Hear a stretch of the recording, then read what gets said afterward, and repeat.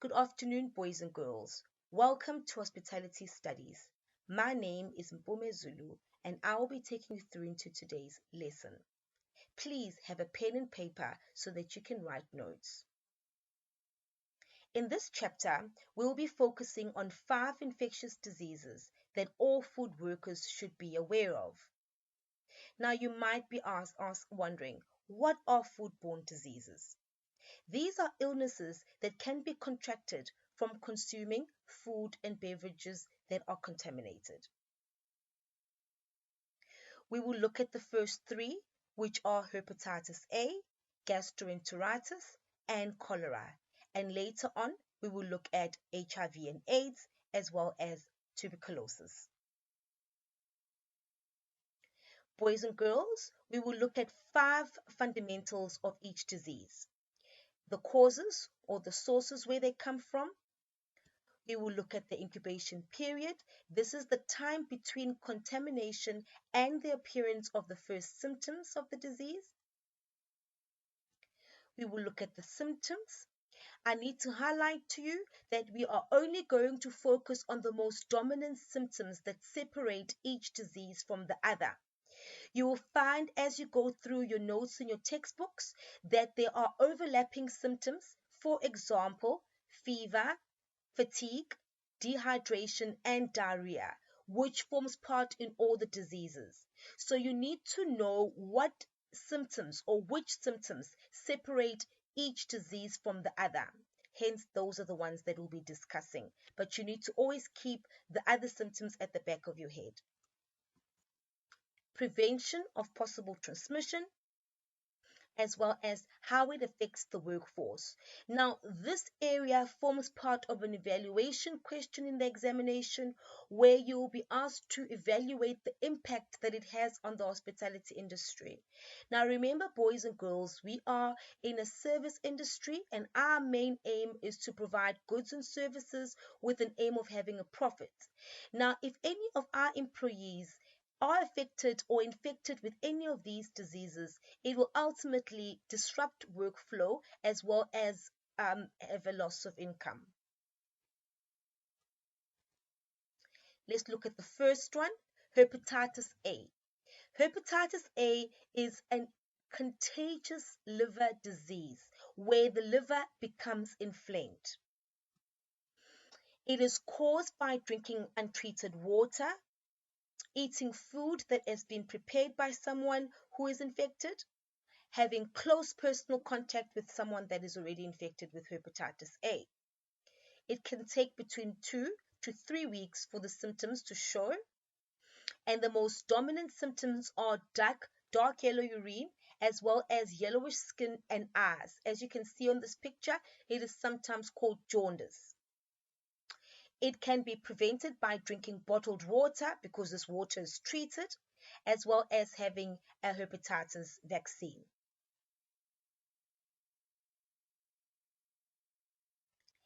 Gastroenteritis is an intestinal infection. It is caused by consuming contaminated food, being in contact with infected workers, and also drinking infected water, as well as flies which can contaminate the food. Now, a person takes very quick to show symptoms of infection with gastroenteritis. It can take between 1 to 2 days, 24 to 48 hours. And the person can display symptoms of dehydration, fever, diarrhea, as well as loss of weight and tiredness. It can be prevented by practicing good personal hygiene, that is bathing every day, making sure that you wash your hands after visiting the toilets, making sure that you do not cough, sneeze over food, and if you have coughed, you cough and then you go and have to wash your hands. It is separating food. You learned in grade 10 about cross-contamination where raw and cooked food needs to be stored separately, cooking food properly, keeping rubbish in a closed dustbin because we know that flies can get can go from the bin and go into food and ultimately then contaminating the food. Therefore, you need to ensure that the bin is far away from the food preparation area. And also an employee that has gastroenteritis, they should not be allowed to handle any food.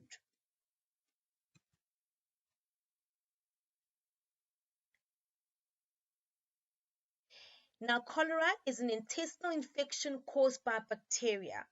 But cholera is mostly prevalent in areas where they source their water from a river, or communities that drink water that is untreated.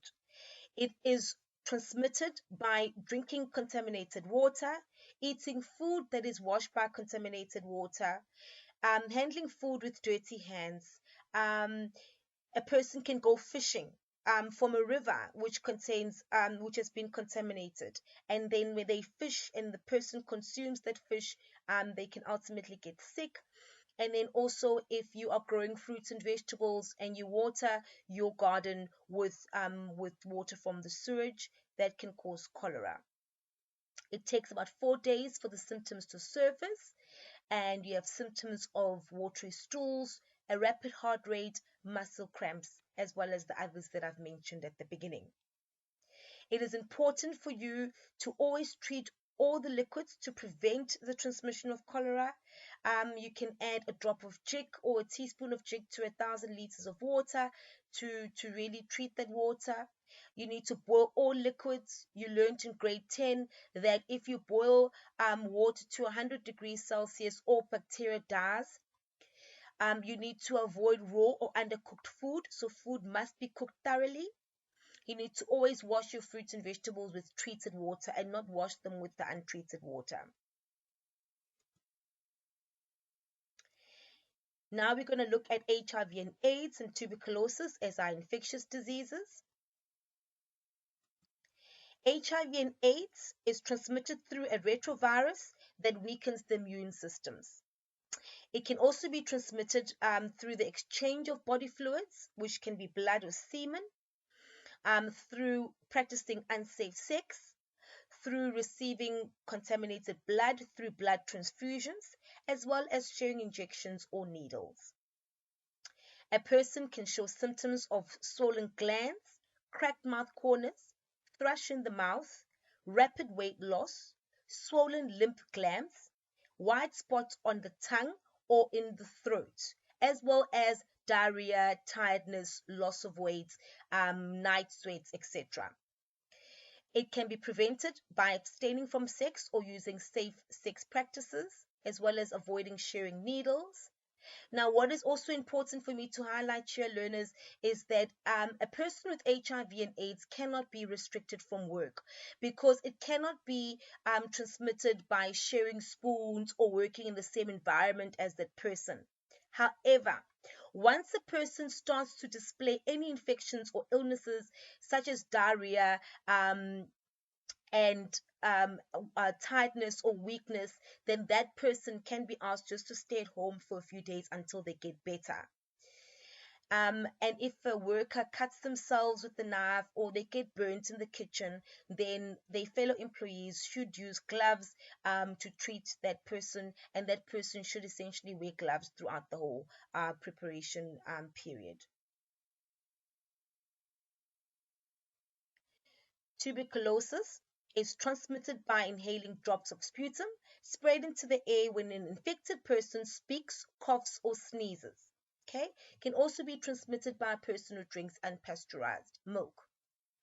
On top of the other symptoms, a person with tuberculosis can display symptoms of coughing for more than 3 weeks. They can cough up blood, they can have a shortness of breath, they can have night sweats, etc. A person definitely needs to go on sick leave when they've got tuberculosis, because it is now spread from the air. If any air droplets go into another person, they can easily be infected. They need to be on treatment before they go into work, because once they are on treatment, then it doesn't become contagious after a few weeks, and then they need to use pasteurized products. What impact does these diseases have on the workforce? It lowers productivity. There is a workflow, and everybody's got their job and their own job descriptions and their own responsibilities. Now, if you've got one worker that has been affected or infected by any of these diseases, it will slow down the workflow, therefore lowering productivity, where in the restaurant the orders will take long to come out, because now you would find that you have one worker that is doing a job of two people if two people are off sick and etc. Absenteeism. If a person's got gastroenteritis and they have diarrhea, they need to stay at home. If a person's got TB and while they are seeking treatment, they need to stay at home. Now, that absenteeism will also now lead to lower productivity.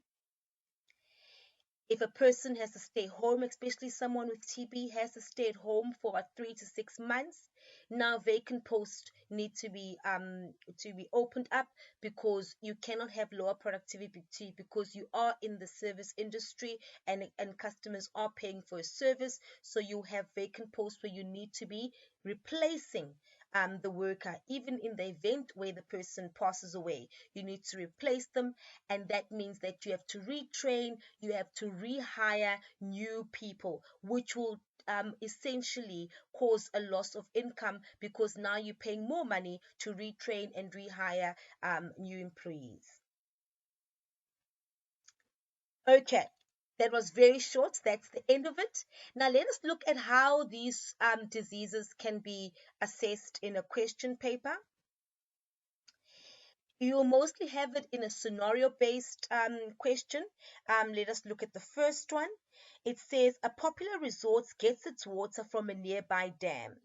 It is suspected that there is an outbreak of cholera in the area.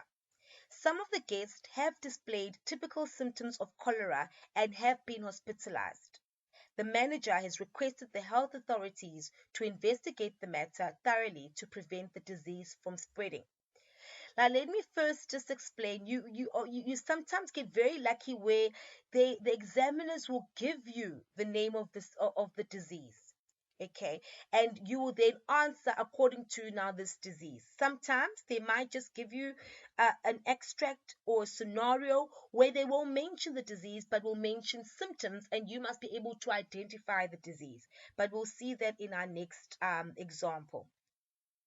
Now, the first question will be, state 4 symptoms of cholera. Now, remember, we only looked at the 3 dominant ones.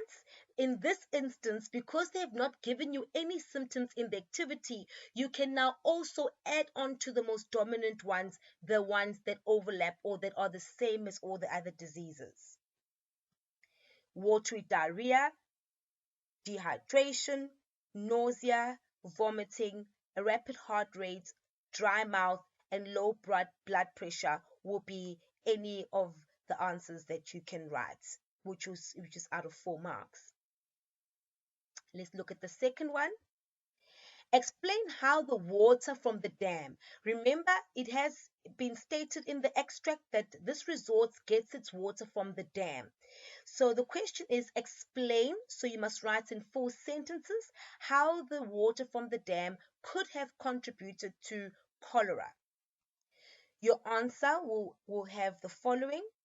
The guests will consume food that was prepared and cooked with water that was contaminated. Now remember, the water wouldn't have been treated because it does say that the guests have displayed the symptoms, which means that they've cooked and they've given these guests beverages which has been prepared by the contaminated water. And then the guests drinking the contaminated water. Okay. Let's look at the second extract or scenario. It says the Department of Health has urged all residents to employ good personal hygiene, like washing hands with soap and water after using the toilet and before eating. This highly infectious disease causes the liver to swell. It is reported to be more prevalent in areas where hygiene and sanitary conditions are poor.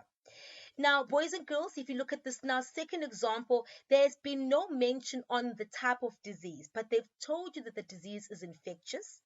They have outlined to you that it causes the liver to swell.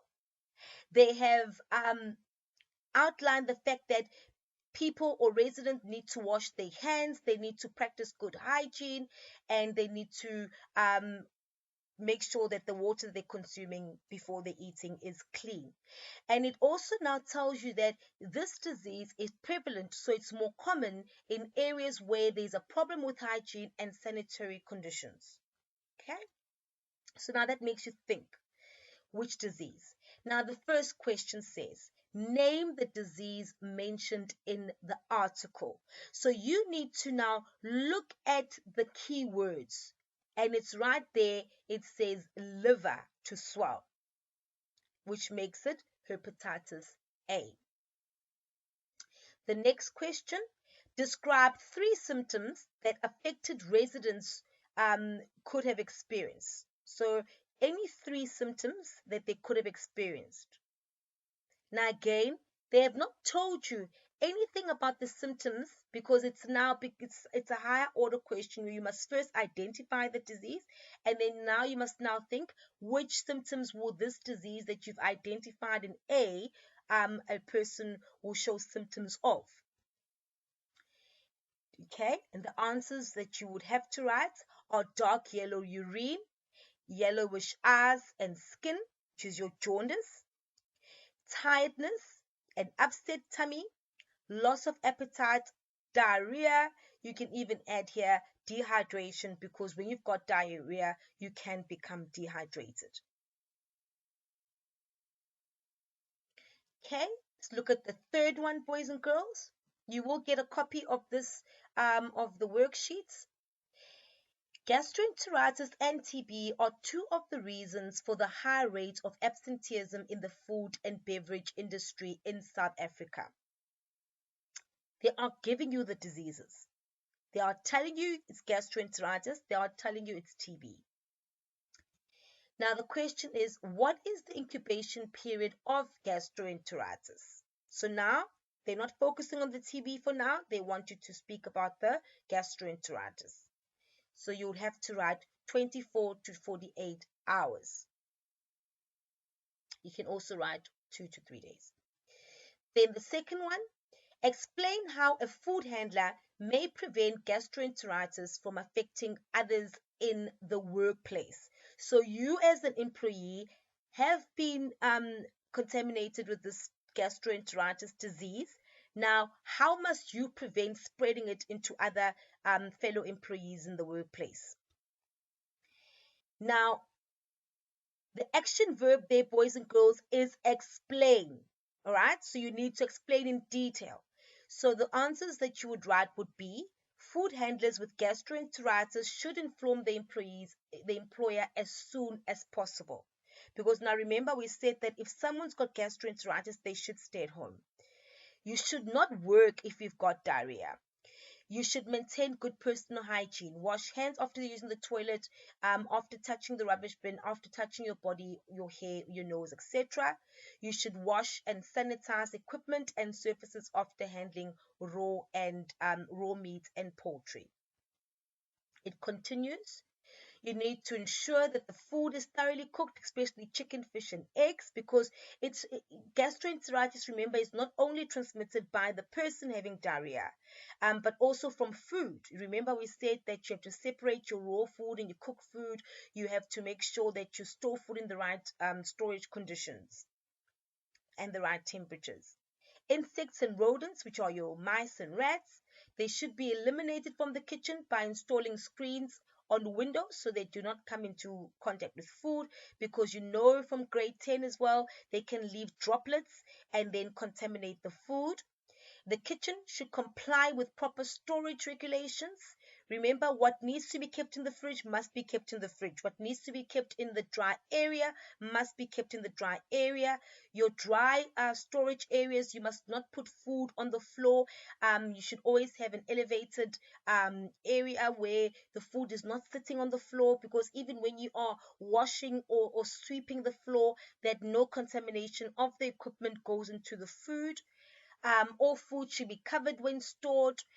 You must separate your cooked food and your raw food, especially in the fridge. Food should not be stored on the floor. We've discussed that. And then waste should not be left to accumulate, and the lids must be kept on at all times. And we said at the beginning that the bin needs to be far away from the kitchen preparation areas. Okay. Then the next question can also be still relating to the extract on gastroenteritis and TB. State 3 symptoms of each of the following: gastroenteritis and TB. Now, the answers that you'll have for gastroenteritis will be diarrhea, nausea and vomiting, dehydration, stomach ache, headache, or fever.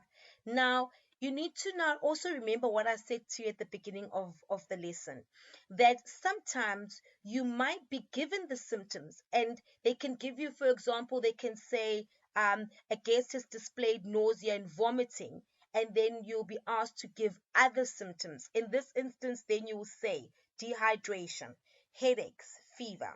Okay? And then the last one is tuberculosis, a constant cough, feeling tired all the time, weight loss, loss of appetite, coughing up blood, night sweats, chest pains, as well as shortness of breath. Thank you so much, boys and girls. I hope that you have learned quite a lot today, and you will find more activities that will be loaded onto the ECDOE website for you to go through. Thank you very much, and I'll see you in our next lesson.